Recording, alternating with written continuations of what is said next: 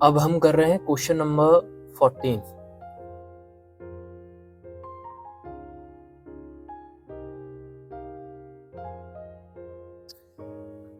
चलिए, पहली ट्रांजैक्शन है स्टार्टेड बिजनेस विद कैश ₹1,00,000। तो इसे लिख लेते हैं, इसका सॉल्यूशन भी लिख लेते हैं।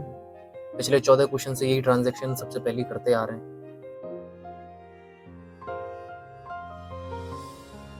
पहली ट्रांजैक्शन हमने कर ली, बिजनेस स्टार्ट किया, कैश 1,00,000 और कैपिटल में भी 1,00,000 आ गया। अब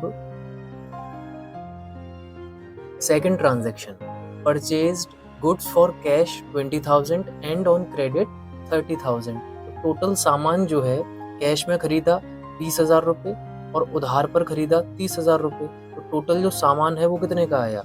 50,000 का आया। कैश जो कम होगा वो 20,000 कम होगा और लाइबिलिटी जो इंक्रीज होगी वो 30,000 से इंक्रीज होगी। तो इसे करते हैं, इसे लिख लेते हैं ट्रांजैक्शन को।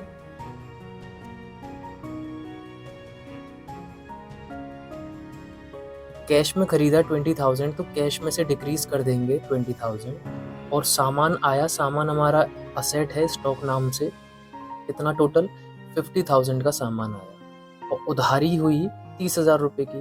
तो जिनसे सामान खरीदते हैं उनको क्रेडिटर बोलते हैं। तो क्रेडिटर्स कितने 30,000 यहाँ पर आ गया। ठीक, अब आप बना लोगे न्यू इक्वेशन। 1,00,000 रुपए थे, 20,000 का सामान खरीद लिया, 80,000 रुपये बचे, 50,000 का सामान आ गया, 50,000 यहाँ, 30,000 की उधारी हो गई तो 30,000 यहाँ, कैपिटल में 1,00,000 एज इट इज।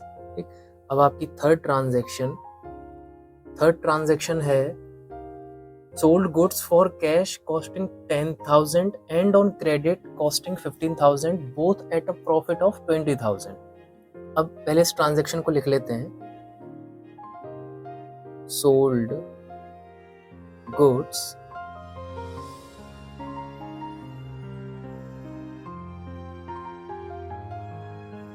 ये जो ट्रांजैक्शन है सोल्ड गुड्स फॉर कैश, और ये तो देखो आप जो अकाउंटिंग कर रहे हो, मैं बार बार कह रहा हूँ बिजनेस की कर रहे हो, बिजनेस में सेल परचेज चलता रहता है। यहाँ सेल हुआ है, सेल भी दो तरीके से आप कर सकते हो, एक तो कैश में और एक क्रेडिट यानी उधार पर।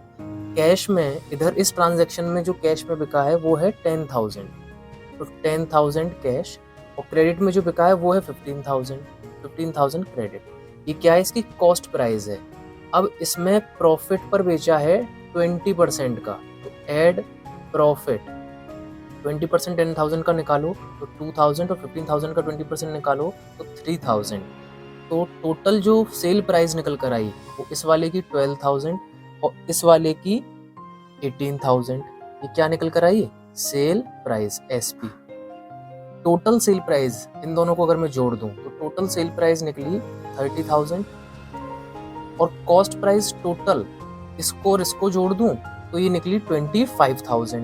यानी टोटल सीपी है 25,000 और जो एसपी है वो है 30,000। तो 25,000 का सामान कुल मिलाकर 30,000 में बेचा है। तो जो प्रॉफिट है वो कितना हुआ? प्रॉफिट हुआ 5,000। तो ये 5,000 पहली बात तो कैपिटल में आएगा, ये समझ लेना है। ठीक, अब बाकी चीजों को डिवाइड कर देते हैं, कैसे कैसे किसमें चीजें आएंगी। इस ट्रांजैक्शन को अब करते हैं, अब आपको आराम से चीजें समझ में आएंगी। जब आपने सामान बेचा 10,000 का तो प्रॉफिट 20,000 12,000 आ रहा था कैश वाला, तो कैश आपके पास कितना आएगा?